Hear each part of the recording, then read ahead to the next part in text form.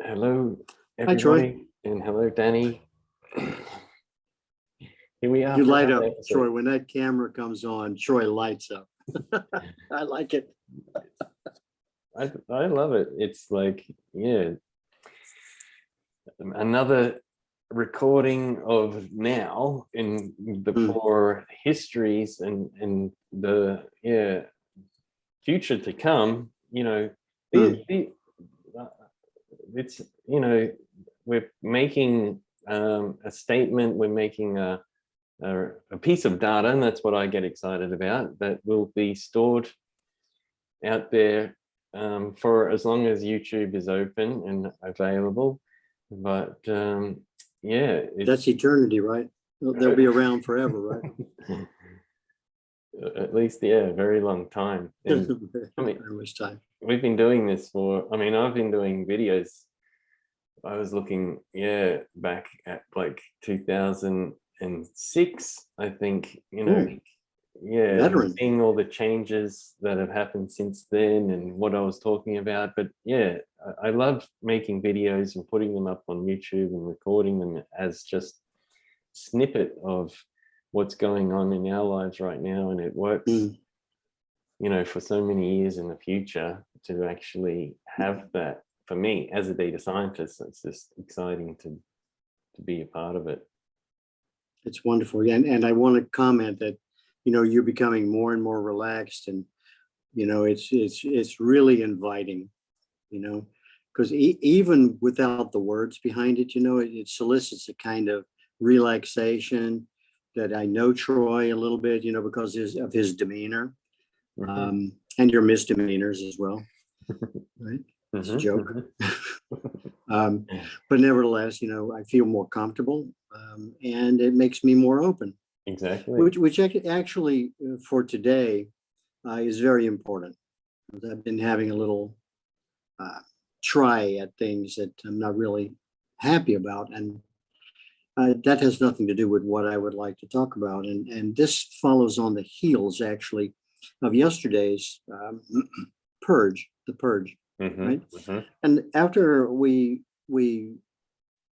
I finished reading the purge, and we started talking, a few things started coming to my mind, things I hadn't thought about, I hadn't planned for. And I wanted to wrap that up today because it may be one of the most important comments I have on this process. Okay.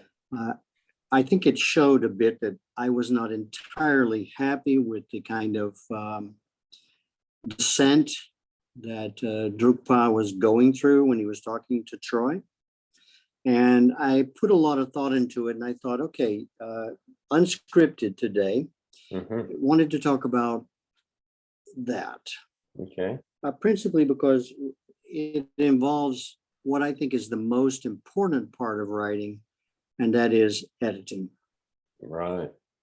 right? And Mhm, yesterday, we did not edit while we were reading, mhm, right? And mhm. I said, okay, I'll go back through it because I wasn't happy with it entirely, and asked myself, you know, what is it that's bugging me, troubling me about this whole thing?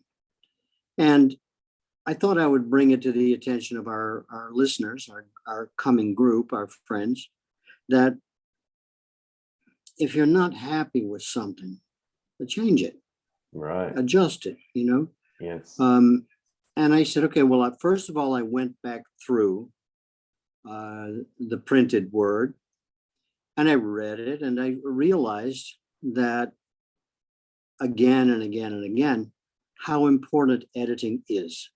Mhm. And in this particular case, it seemed incredibly important for a number of different reasons.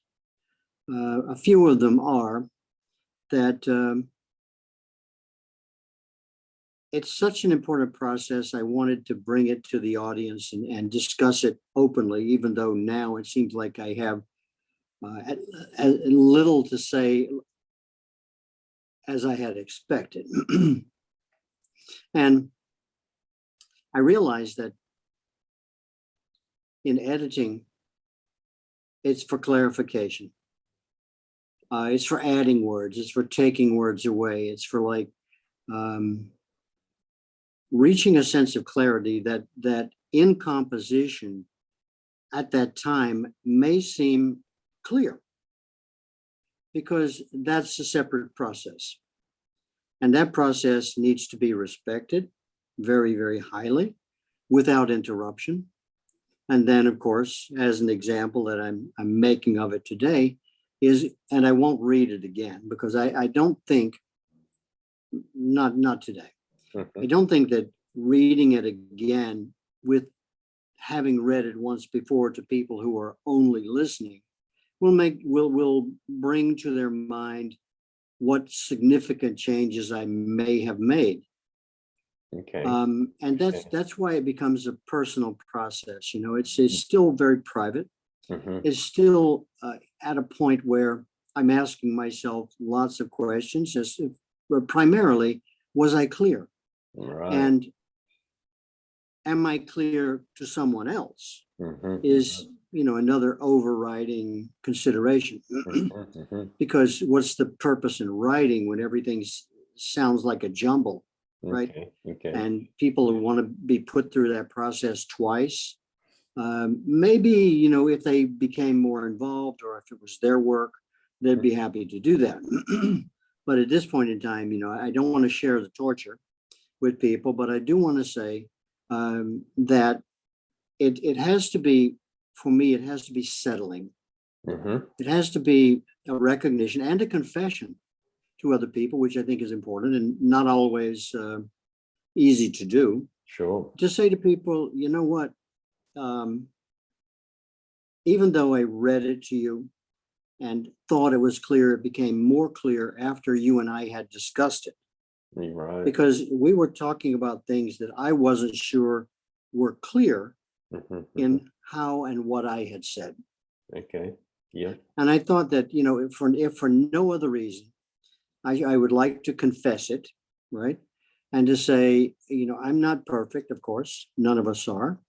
But in the process of doing something like this, you know, the master has to admit that there were some things that he would like to change. And I thought, okay, well, if I'm going to be reading my stuff and pretending to be the master or whatever, and then that I should also help in bringing ease of mind to people when they've done, you know, made their performance, had their reading or whatever it is, and then realize for themselves in having read it, which is a totally different process than somebody else reading it and commenting on it.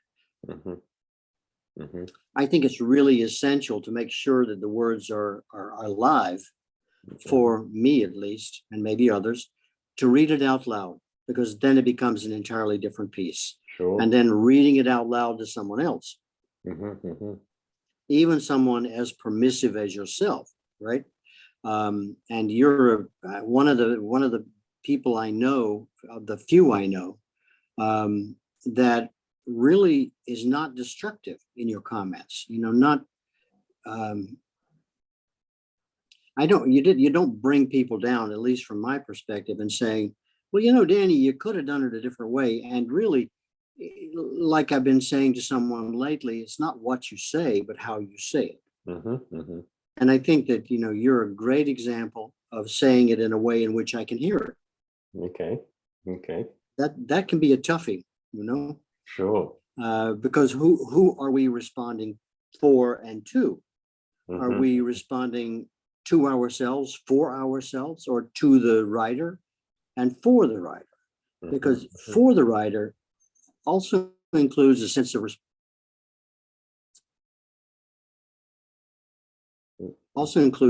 responsibility. I'm getting messages here. Okay.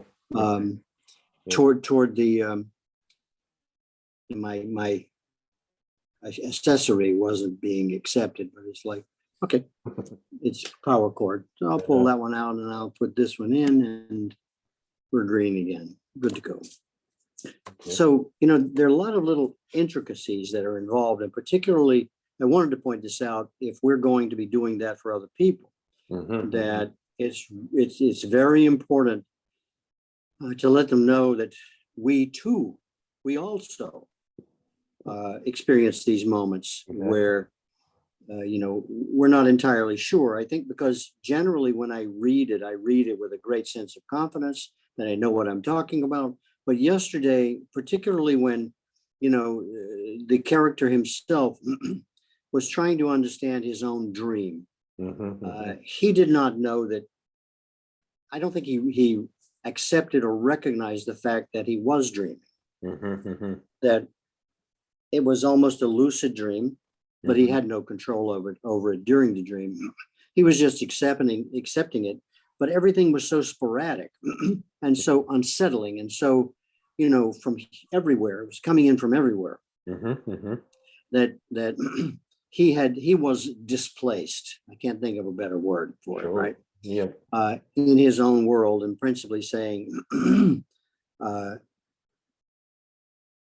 was what happened real? As real as anything can be, right? And then going from there. And I felt that, especially in establishing the plot, moving forward, that those kinds of things to the reader would be very important, to Sure. know that other people have it too. Yeah. And one other thing I experienced was in composition, in performing the written word, and in creating and putting down the written word, I realized that there's a kind of choice or format that I use as a cue to how the language should be spoken. And I am fighting with the whole idea of, grammar. What they say, you can't have a paragraph unless it's 2 sentences long, and then you can call it a paragraph. And I started thinking, well, this is a disruptive process. And if that rule of thumb is going to affect how I portray myself and my thinking, then I'm going to break that rule. Even if an editor in the future, Random House, some of those people look at it and say, it's not proper. Then that's for them to deliberate, and whether or not their work brings more clarity to what it is I'm trying to express is an issue that can be discussed. Sure. And so I got to a point and I'm not a real grammar freak. This was pretty much stream of consciousness. I think it's pretty clear that if I'm speaking to myself, then I get to a point where we have two characters. The whole quotation mark thing, right? Okay, quotation marks gives me the privilege of not having to have 2 sentences to make a paragraph. Right? I can do it with 1 word and go on from there, and I don't think anybody's going to object. So there's that liberty involved. And then I said, whose writing is it anyway? But I use this page break, I guess you would call it, this enter, right? Return, whatever it's called on your keyboard, to say, to segment the comment in a way that cues the reader to know that it's really something different. And it can be the same person speaking. So I whether or not, I leave it to the reader to decide when I'm speaking, and they can understand pretty much. I can change my intonation in my voice and make sure, give you the idea that somebody else is speaking. But when it's on the page and you've got, word, page break, word, page break, word, page break, we may begin by knowing that, okay, Drukpa is speaking. And then I have a page break, and we might think, okay, that means Troy is speaking now, but not necessarily. Sure. That somehow or another, when these two thoughts blend together, I'm taking into consideration the reader and saying, does it matter to you? Because actually what we're doing is, we're putting something forward, an idea, a thought, which is even more important than which character is having that thought and expressing it. Because you, the reader, are the receiver. And if my purpose is to complete a thought, to affect the reader, whatever, Mhm. then it's of less importance. Sure. So I let that go. And when I went back to edit, I used page break, page break, page break quite often Mhm. Mhm. to make sure, to make sure the individual and separate thoughts were distinct, Sure.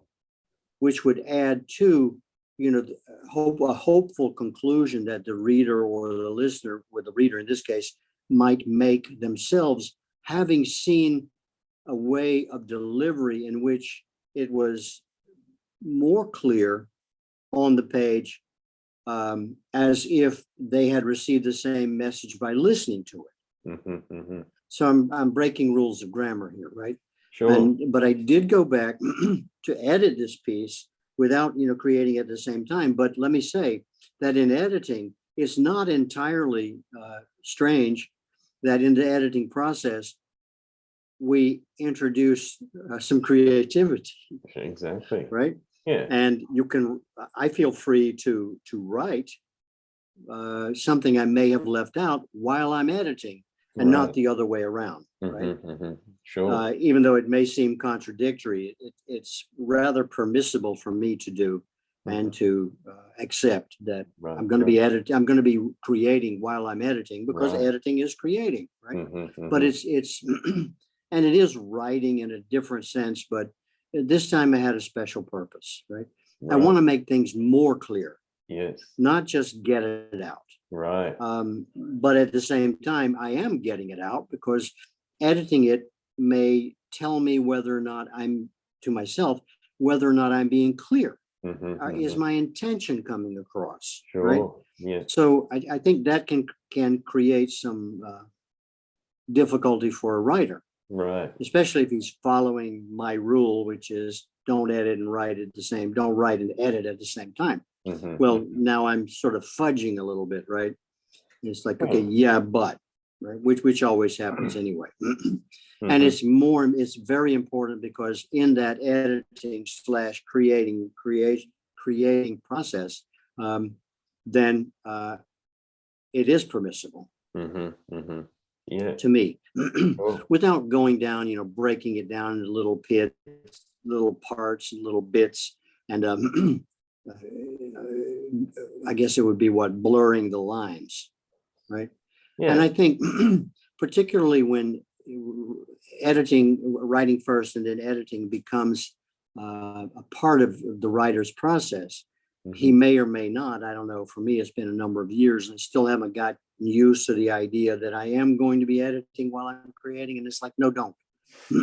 Just write. Even if you repeat Mhm. yourself 1,000 times, you can Mhm. do that Mhm. later. There has to be some reason why I'm repeating myself.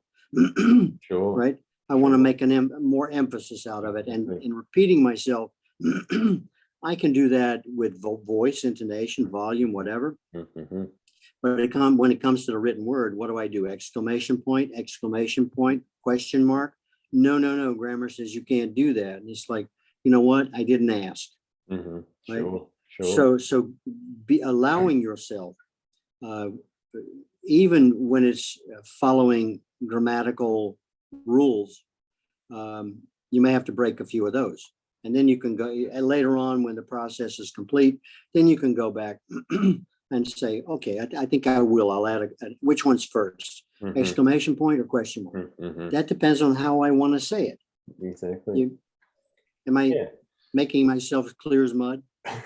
What I'm getting from it is, and you use the word process, and bringing it back, I guess, from my side, data science, the analytics side, what's going on here. Let's see how we can structure it and format it. We're coming up with the creative writing guideline. We're not really saying, this is the way it should be, or this is what, we're not creating new rules such as grammar rules for other people to come in and say, oh my God, now I've got to follow another rule. But I see a format, a process that we're offering as a guide. And one, the first step is to say, I'm acknowledging that creative writing is something that I want to be involved in my life. And that's even before, you get any ideas or into writing anything down. Once that step is done, next it's okay, dedicate some time to be to do some writing. In that stage, you want to set up your environment, make sure you got your computer and a keyboard, and you have something to type on. And that's kind of stage 2. Stage 3, I mean, yeah, I'm sure there's more stages or phases or levels or whatever we want, but I'm just using stages for now. Stage 3 would be to let that flow, let that consciousness come through from your, consciousness mind down through your fingers, and let it just type. And that doesn't have any intention. The intention is the next phase, and that's where you do not edit.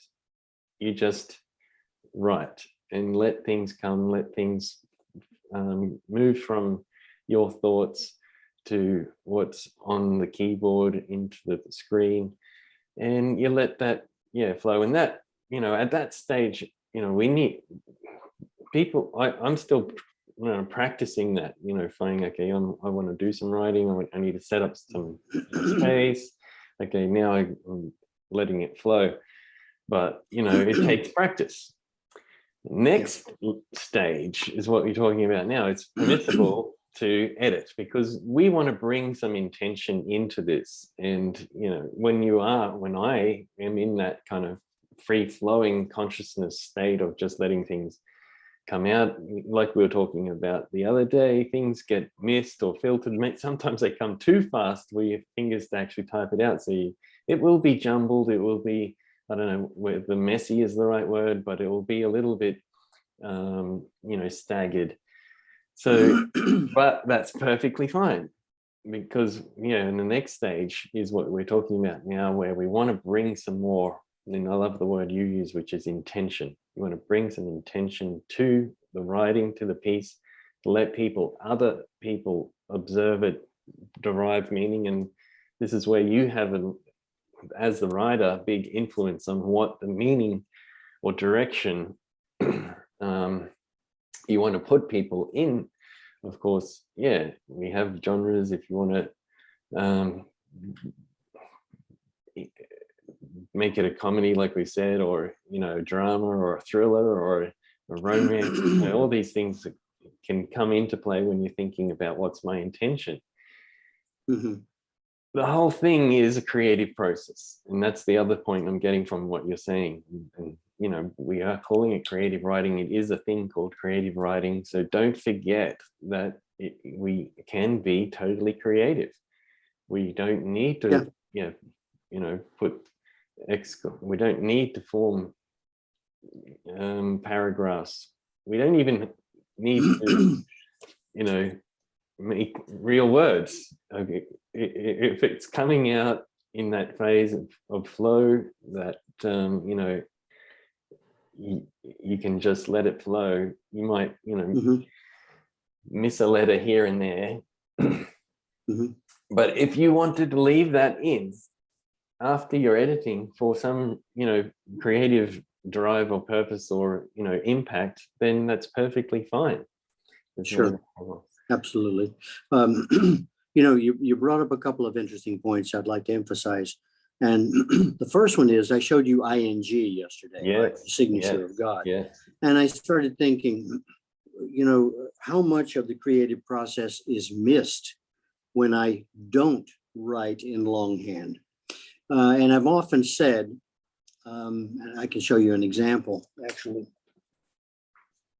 When I'm writing, I feel, and then I go back to read again, that the flair, for lack of a better word, in the language, in the written word, to give you some idea, about what it looks like, right? Right. That it is a hint to me to on how to read it, on how to make my delivery. Exactly. And I think, when I do a keyboard, then I introduce another process between having the thought and getting it down, which is, at least for me, interruptive.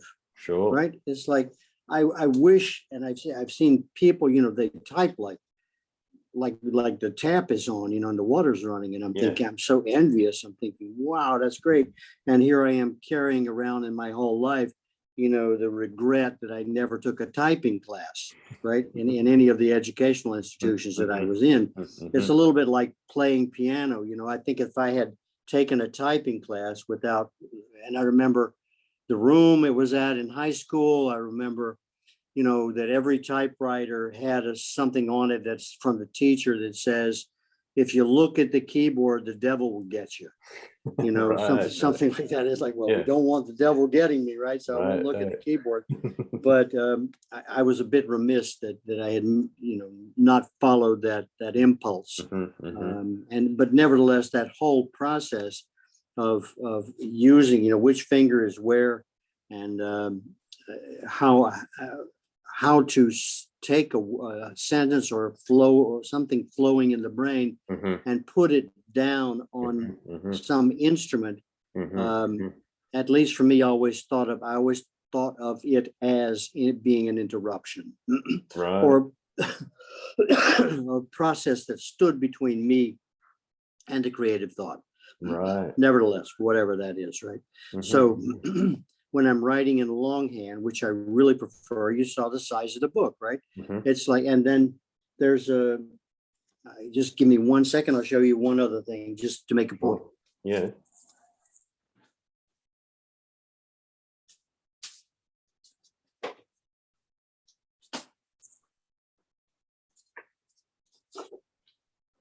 When I lived in Taiwan, we used to go to Carrefour, which was kind of like the grocery store, department store. Do you have them there? Not And I ran famous. across this, Okay. Okay. Yeah. right? Huge format paper. Yeah. And I managed to, keep a few, Right. but it's basically, if I really want to be free, then that's what I do. And it's about the size of the book if it were open, but the book has a binding, right? Right. So when I start writing and I get to that curve in the binding, it's like, damn it. My hand feels that I'm coming to a point where it's not allowing it. How do you write on a curve? Right. And then if I'm really in a fast mode, then I'll turn the book sideways. Sure. Right. So I don't have to deal with that binding. Or I'll flip the page and start on the left-hand side, just so having to deal with the book, it's, the contours of the book Right. won't interrupt the flow. And we already talked about ink pens, right? That you gotta have it. I mean, if you want to use a pencil, and what happens when the lead breaks? Sure. Yeah. Right? It's so many little things that really need to be dealt with from the creator's aspect. Sure. That will make it easy for them to do what they set out to do in the first place. Not that they need any more challenges, right? Of lead breaking or. Sure. And I tried mechanical pencils too, and I press like hell, on the page. So it's like you turn the page, you can look in the mirror and read it if you're a Da Vinci, right? You can read it backwards, and so I have no mercy on the page. It has to be 100% cotton, all this sort of stuff. And one other thing on that subject, which we haven't introduced and probably should at one point in time, so no time like the present, is a lot of people like an outline, right? Okay. Before you start writing. All right. Right. Tell me what the story is going to be. Right. If you get it from the newspaper, okay, then you can pretty much, or a book or whatever, have some idea about where to start, what the process is, what did the guy do? And then at the end, he ended up strangling the girl or whatever. Then you know where you're going. Okay. But if you're in discovery, if you're using writing as a discovery process, you may not be entitled to that. Sure. Sure. You may, which is what's happening with me purposefully. And I mentioned that in college, I started fixing it, right, as it came out, thinking, I guess, that some ghostly mentor of mine has an idea in mind how this is going to end. They Mhm. just haven't told me yet. Sure, Right. sure. So, but in this process, we're using and utilizing it as a way of somewhat instructional and discovery at the same time, Mhm, mhm, and open to the idea that in this manner of writing, we're keeping discovery, input, comments, and everything else mhm, in the hopper, principally because we're if you're creating a business mhm, and you don't know where it's going to go and there's a lot you don't know about it, I feel like it's okay, mhm. Sure. right? It shall be revealed to you, Mhm, mhm. right? In some sense, Yeah. but particularly if you're working really hard at it, using the process to resolve your own questions, working with a partner like you, where it's like, well, have you thought of this, or this is coming through this way, or you don't even make suggestions, you make comments, Mhm, right? mhm, And mhm, those comments are very valuable to this author in saying, that's a very interesting point. I hadn't thought of that. And then mhm. it still has the possibility of, being involved in Okay. it. I will say that when I'm writing a screenplay or stage production or something like that, for me, it's a different process, right? Okay. I do have a better idea. For instance, I wrote a play once called Competition, and I thought it was really one of my greatest works. And it was about women are highly competitive. This is all my point of view. Girls, don't get excited. And they said, okay, they're highly competitive. And it was about a mother and a daughter. Both of them were married. The mother was married to a guy 20 years younger than she is, and the daughter was married to a guy who was 20 years older than she was. Mhm, mhm. And the whole idea was the play opened. I think mother was injured and getting a lot of attention. And so the daughter saw to it herself that she wanted the attention that everybody was giving to my mother. Mhm, And mhm. so, she ended up getting herself hurt and talking about how she got hurt. So the attention would switch over to her. And throughout the play, 3 acts, it became competition. And then the competition increased. My mother burned her hands. Well, then my sister had to do something to top that. Mhm, So it was really kind of self-destructive what these girls were doing. mhm. And at one point in time, when the play is coming to a close, the sister principally realizes that she has to compete with my mother's husband, Mm. right? Right, right. And that way outcompete her mother. And so she ends up going to bed with my mother's husband. And my mother, by that point in time, being an older woman, didn't really care so much or understood things in a different way. Oh. And then when my sister comes home from being out with my mother's husband, and to make her announcement, my mother's bags are packed and she's leaving with my sister's husband because they're more the same age group. They're Sure. both foreigners, and it's sort of like, what are you doing? It's like, Mhm, didn't say it. Well, we're going on a trip together. mhm, mhm. And it was like, it had nothing to do with sex, but my sister saw it was like, we're going to beat this woman because I'm going to have sex with her husband. It's like, that ain't necessarily the end of it, right? You haven't outcompeted her. Mhm, mhm, mhm, So in that way, I knew the title of the play, Competition, mhm, mhm, pretty much outlined what I had to do, mhm, mhm. right? Yeah. There were difficult moments, of course, particularly when my mother was confessing about her life and why it had led her the way that she was, and so on. Mhm. Where my sister my mother was action, and the sister was reaction. Right. So using those discoveries, it became much easier to structure the play because I Right. knew that one had to outcompete the other one Yep. until either I got tired of writing or it came an opportune moment to Mhm, say, how how crazy can you get? Sure. So, that was my guideline at that point in time. And I never, wrote down outlines. Matter of fact, I always hated outlines. They made us do that in English class, and a couple of other places. And it's like, I was against it. Right. And so I'm sure that developed, in me to a certain point. Sure. Yeah. You're a data scientist. Do you outline, or how do you outline? Well, yeah, I'm just seeing, like, adding to what we were talking about with, what's going in my mind with the stages, right? Well, first of all, I want to introduce, okay, let's step back a few.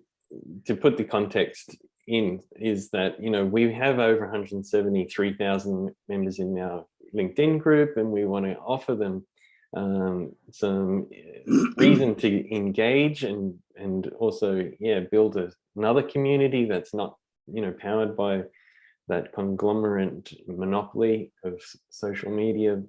And we're bringing them into datascientist.com with this aspect of an invitation for creative writing.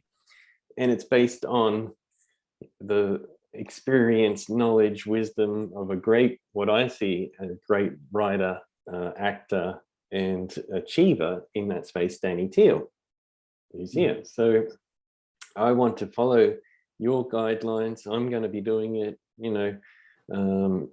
and I already have started doing it, but we're still just solidifying through these videos what it is the process is. Not really to solidify it, set in stone, but to like build those guidelines. So we're going to advertise. I'm sure we're going to get some people. What the first person is, okay, what do we do? Okay, this is creative writing. So set some time to do creative writing. How do you get started? Get a pen and paper. I want to, guide people to move away from the keyboard. And I think it'll work perfectly and refreshing for this group to get a piece of paper and a pen. And I think, I'm going to look into, like you said, use a particular type of paper, a large piece of paper. We can have, Amazon.com links to go buy and order it and get it in, and start writing. So I was writing this. Yesterday. My handwriting's not that good, but just the flow of the pen and the paper. This just says, this is a story about me, and I am writing it down on paper in the hope that AI will be able to read it. Now, interesting. AI, on my phone, iPhone 12, now with the camera, you can scan text and it will convert it into a typed text.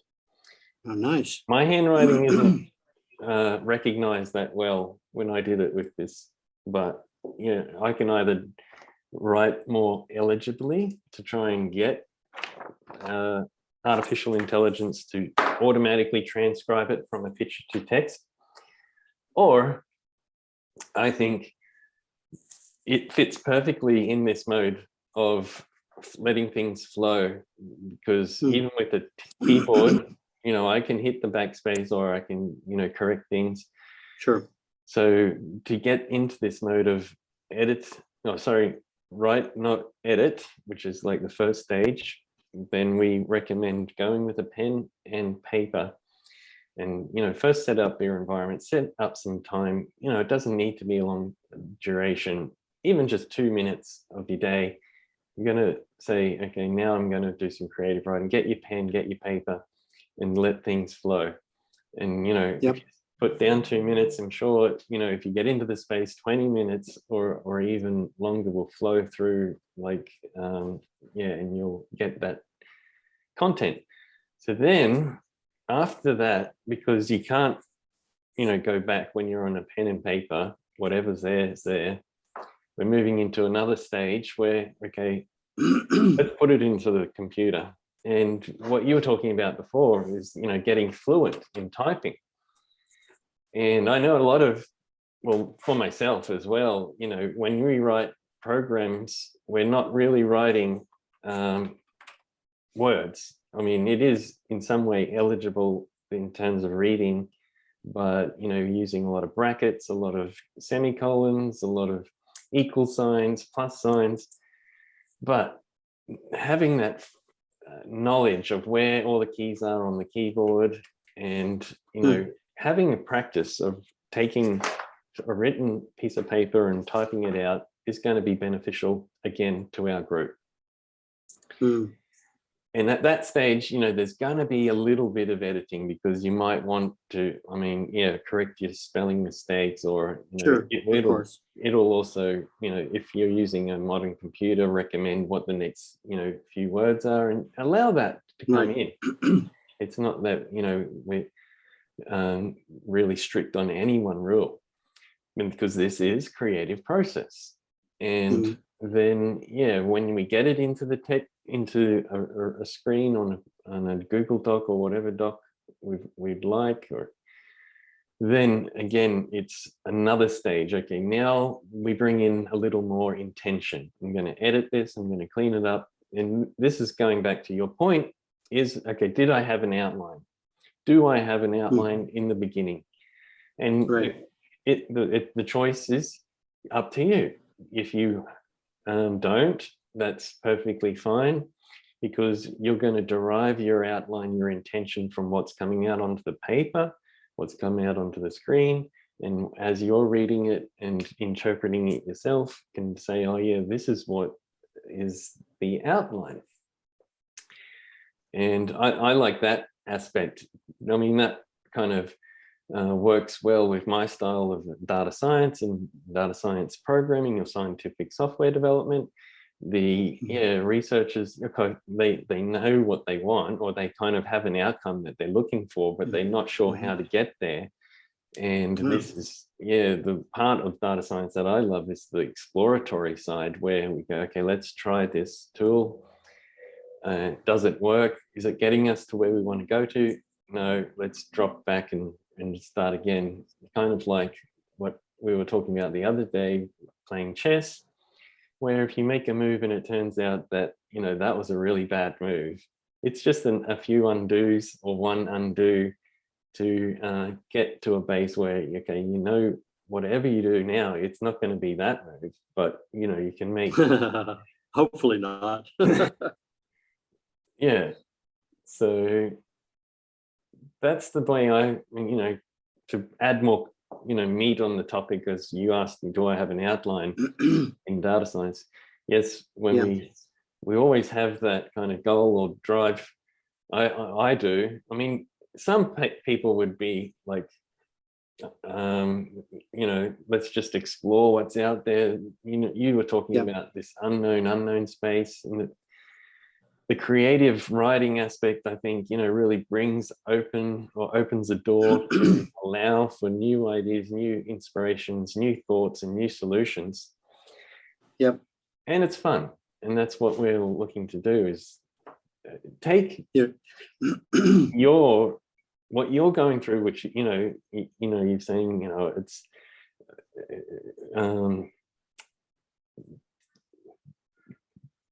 questioning yourself almost, but that doesn't mean, I mean, this is opening up and giving it to the audience what you're going through, but that's exactly what they're going to go through.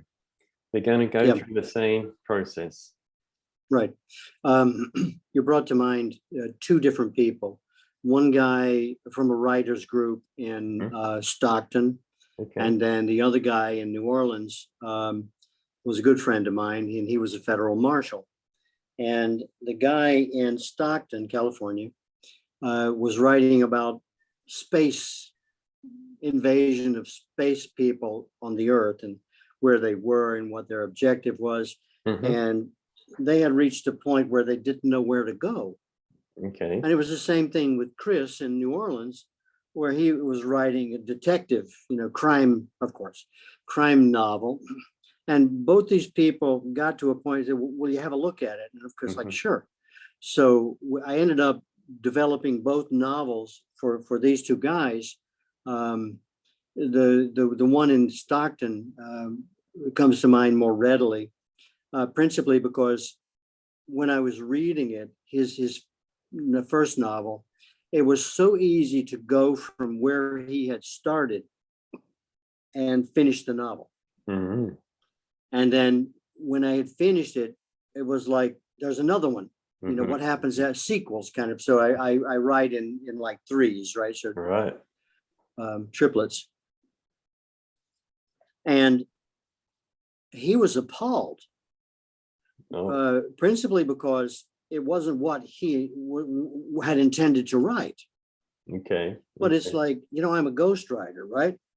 In this Okay. particular case. And I Cool. said, now we need to deal with this because I've written 2.5 books that will have your name on it, Mhm. right? And I thought they were thrilling, just wonderful pieces of work. And but for him, he never got past the first one because he was insulted. Okay. Insulted, I think, even though we never discussed it at length because he was so insulted, that I had finished his novel for him without asking him whether or not I could. Oh, And it was like, you know, whether or not I finish it or not depends on me as well, sure. right? You're in a bind. You can't think of how to finish the novel. And for me, with the information that you've given, it's like, this is great. I'll just finish this for you, Mhm. right? Mhm. Mhm. It's sort of like you meet somebody and they get a phone call, they're mopping the floor, and you say, you know what, I'll do that for you. Go take the call, Exactly. right? And then Exactly. they get back and they're insulted because you finished their job for them. It's like, I thought you'd be happy. Yeah. And then for the guy, the marshal in New Orleans, it wasn't that difficult because he didn't know and I didn't know what he wanted me to know. And Okay. those were not the instructions at the Sure. start of my intervention, right? Okay. But it was like, Chris, this is so rich, man. I know where this is going. He Mhm. didn't, No. but I did. Mhm. Mhm. And it was like, you don't mind if I finish this, do you? And in his case, he was like, no, no, no, go ahead, go ahead. Yeah. So I went ahead and I finished it, and it was spectacular. Mhm. Mhm. And you know, he was dishing out the money and saying, "This is really great, Danny." And I said, "You know, Chris, there's something you really need to realize is finishing the book and then feeling really good about what you've done." And I'm not one. If people don't want me to take credit, you know, this is sort of like my trademark. Then I won't, right? Mhm. I'm Mhm. not going to Mhm. piss you off to the point where we never work again, Mhm. or you think, which is a problem, that you know, I deserve part of the royalties, but you're not going to give them to me because we're not going to talk about it, even though it's very clear to me that that's what they're considering. And then you stole my idea, and it's like, you know what?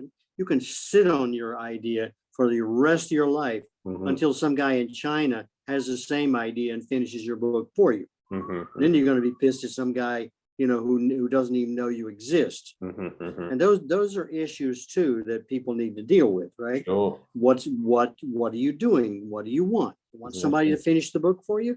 Or Mhm. I get to a certain place and I say, you know, Chris, it would be really kind of interesting at least at this point in time, if you introduce, you know, this and that in it. Mhm. If I have to ask, it interrupts the creative flow. Sure. But with Chris, it was like, no, man, go ahead, finish the book. You Mhm. know, and it's like I finished it, and it's like, okay, what's next, Chris? Now you need an agent, Mhm. right? Mhm. How do you go about getting an agent? Well, it's like the same thing everywhere. You go to the agent with an idea that what you have will make them money, Mhm. Mhm. Okay. not you, No, them, because that's what they're interested in. that's right. Yes. Somebody wants me to go golfing this weekend and I don't know who they are. Okay, I guess the answer is no. Um, so, you know, it's all these little things that you need to consider, particularly if you want to get published. It's it's like catch 22, right? You can't get published unless you've been published, Right. right? And Mhm. it's like, Mhm. what?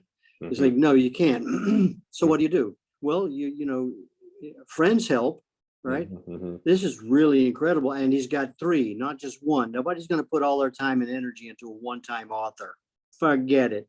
We get you published, and then what?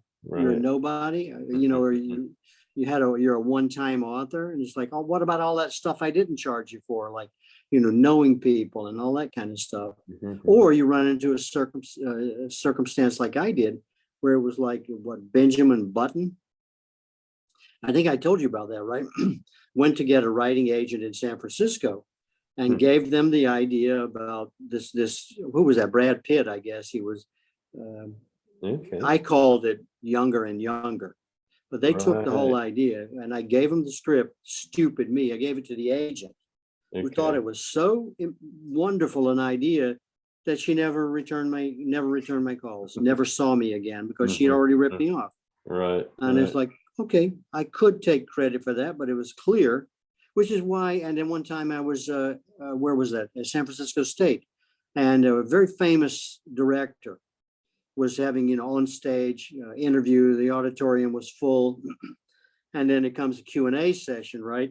And I'm always the first one on his feet. Mhm, And mhm, I held up a script and mhm, I said, how do I get you to read this? mhm, mhm. That's another way. And he was saying, everybody was laughing, right? Yeah. I said, I'd be happy to walk it up to you. No, no, Mhm, no, no, no, no, mhm, no, no, mhm, no, no. mhm, I mhm. said, you know, what happens in cases like this is if I read it and then don't like it, and I also did the same thing with Rich Berger at 20th Century, who actually read it Okay. and said to me, I can't produce this. But today, if I ask him today, he would say, hell yeah.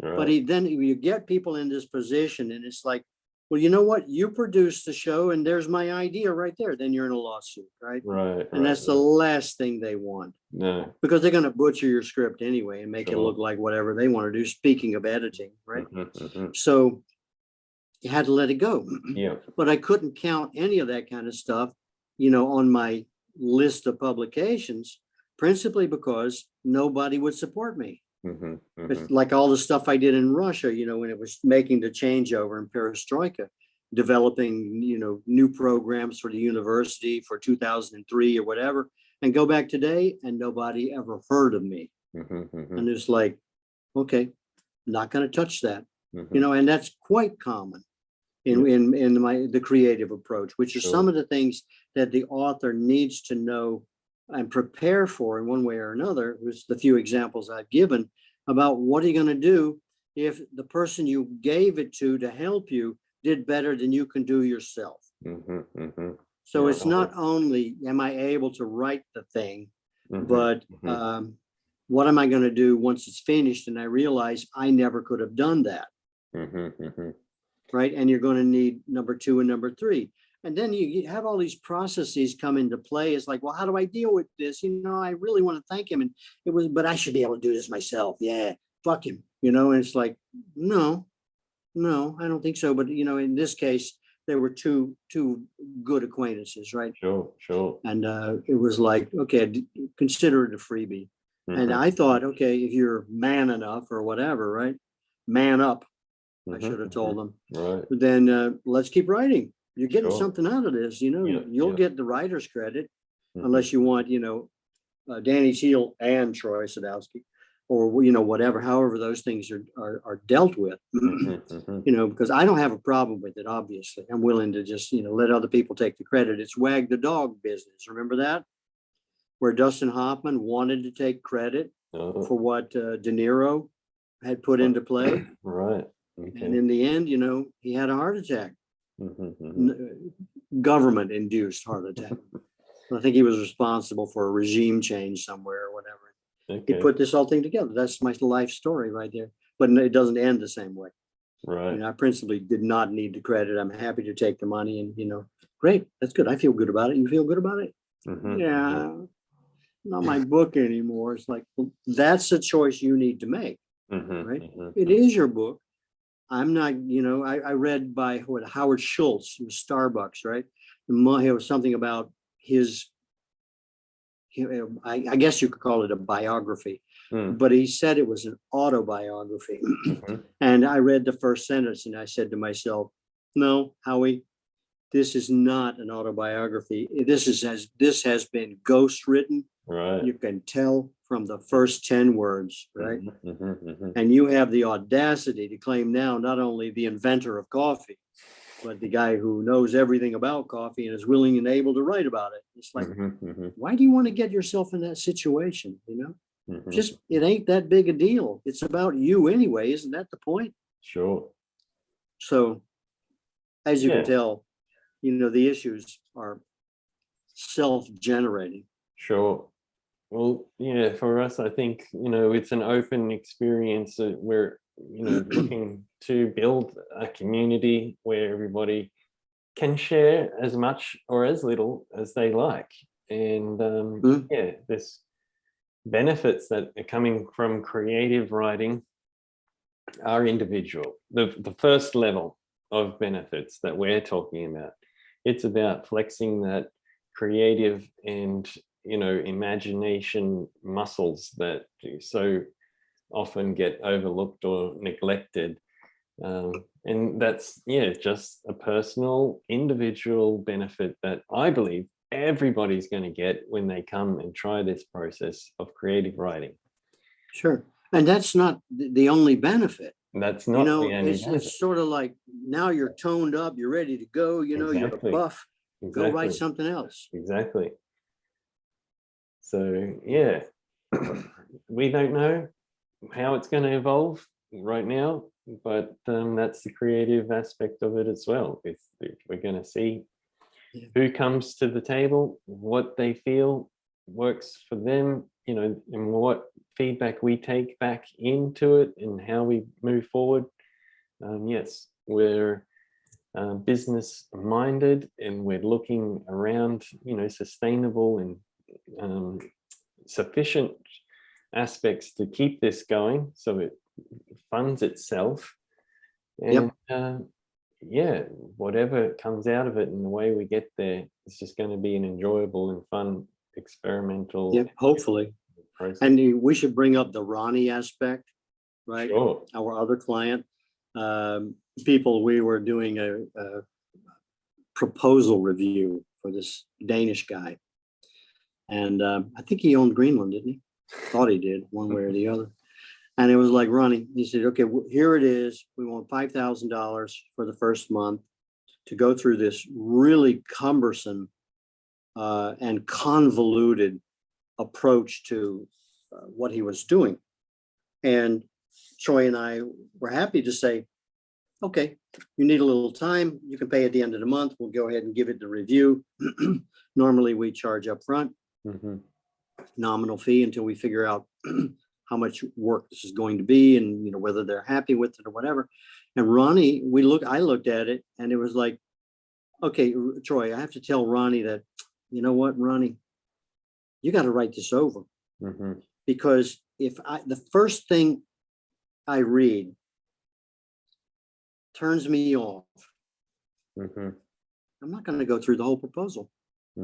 If you're not clear and can catch the eye of people that you want to impress, right? Because he was asking for money, I think, not only to have a proposal that people could read, but a proposal that from the get-go said, this is something you need to invest in. You know, that leads us to our proposal writing, right? Exactly. If you've got their attention, you got 10 seconds. Sure. That's it. No replays. You know, you're not going to get another appointment. It's like you shot your wad in the first 10 seconds, right? Sure. And it's like, was it interesting? This is not a, you know, you're not auditioning for a porn movie. This is something entirely different. And I said, you know, if it's a porn movie, let us know from the beginning, then we don't need a plot, right? Sure. Hey, I hear you're having some electrical problems. Yes, we are. I'll show me. I'll plug something into that socket and see if it works. You know, okay, there I just wrote the next porn movie, right? Yeah. The electrician. Yeah. He was juiced up. So anyway, I'll stop there. But you know, it's just, you got to know what you're getting into. That's right. I think it has been sort of like the point, right? Yeah, I think another point is that, you know, we told him something he didn't want to hear.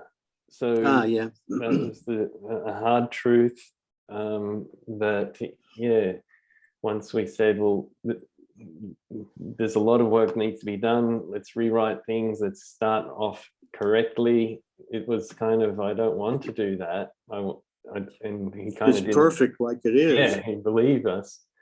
So yeah, that's when it ended. So yeah, we want to be, open, honest, and it's not that we won't have dissent. Different opinions will come, but we are at a space where we recognize that, and we don't need to, from our side, close any doors. If it's up to them, that's fine. Yeah. But yeah, this is the community we're looking to build upon these values with. Right. One other thing too, I'll bring up while I'm thinking about it is I took a class when I was in New York at the New School on writing for TV. Mhm. And I asked the instructor, who was like a panting dog, right? He had a class full of people who had ideas. Mhm, mhm. And I said to him, I said, I was smart enough at that point in time to say, what kind of assurances do you offer that if I share my idea with you, which is, I think what drives people to write, I've got an idea, right? We'll flush it out, Mhm. see whether or not it's going to make me famous or published or whatever. And he said, I can't guarantee you anything. And I said, okay, then you don't read it. Okay. Well, what's it about? It's like stuff, right? But Mhm. you can spot talent when you see it, really and truly. And when I met this guy in Stockton, part of the writers group, and we used to go around the table and everybody would read a little snippet from what they had done during the week. And it was like, that's a good idea. I think I could work with that. I didn't ask him. I just silently speaking to myself and said, yeah, well. And I would read my piece and he would like perk up, it's like, that's very interesting. And so he saw what I was doing as an extension of what I could do for him, Mm. but he couldn't deal with the details, shall we say, and leave it at that. Right. Right.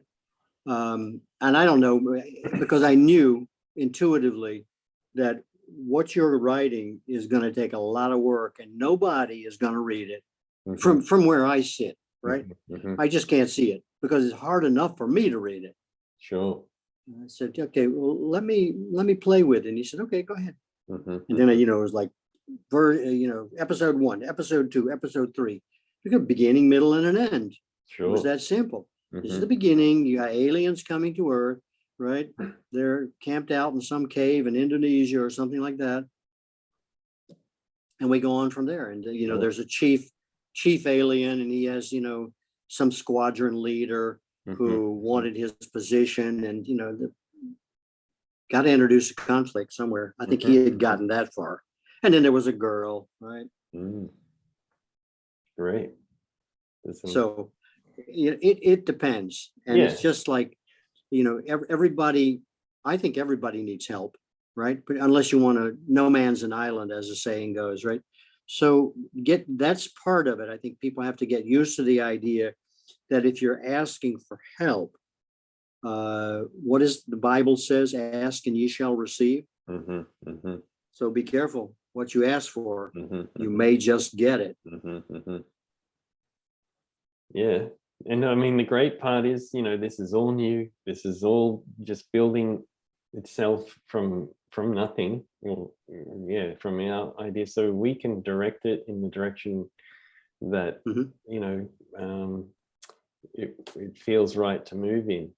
And that's what, we're intending to do. So when people come, it's, gonna feel, it has to feel natural and right. And there will be people that come and go, but there will be people that come and stay. And Yeah. Well, I think we're long-term oriented, sure, right? that's right. So if it's like, like I talked about the other day, if you've got, you're in movies and you've got a crew and Yeah, you finish the movie and you get another movie, you're gonna what, assemble a whole new crew? No, you work with these people before you know what to expect, right? Exactly. So you say, hey, guys, anybody interested? I got another film. Oh, damn it. Okay. Hey, anybody else? Yeah, I can do it. I can do it. I can do Yeah, it. yeah. You know, and it works that way. Exactly. And nobody gets possessive, you know. That's Sure. a killer when Mhm. everybody says, you said hello. And that's what I said this morning. You can't use my words. Just like, Mhm, mhm. okay, good morning. Is that better? Okay. So all Yeah. kinds of little stuff, you know, and I always thought that it was very helpful. If you don't run into people who, like one other guy, where was he from? Arizona in New York. And he said, so I said, I don't know, you know, Tex. I said, I got this thing going on. He said, I'll tell you what you need to do. And I said, okay, what is it? And then he told me what he thought I should do. And I didn't end up doing it. And then next, you know, a month later, we met again and he said, well, whatever happened to that situation? I said, well, here's what I did. And he said, that's not what I told you to do. He said, if you don't do what I tell you to do, then don't ask for my advice. And I said, okay, I won't. Right. Right. It's just like, Mama Mia, man, Mhm, relax. mhm. You know, Jesus. So Yeah. anything can happen, Troy. Sure. So yeah, let's see. Let's see how it evolves. Yeah. And we'll yeah. I mean, just like we were saying, the fundamentals of exercising your creative mind is the value that is there from the beginning, and whatever comes on top of that and beyond that will just be a bonus, and still, you know, unknown to us what they will be, but we'll find out. That's half the fun, isn't it? Exactly. Wonderful. Thank you, Okay. Troy. Thank All you, right. Danny. Okay, man. See you tomorrow. Yep. Bye. Bye. Thank you.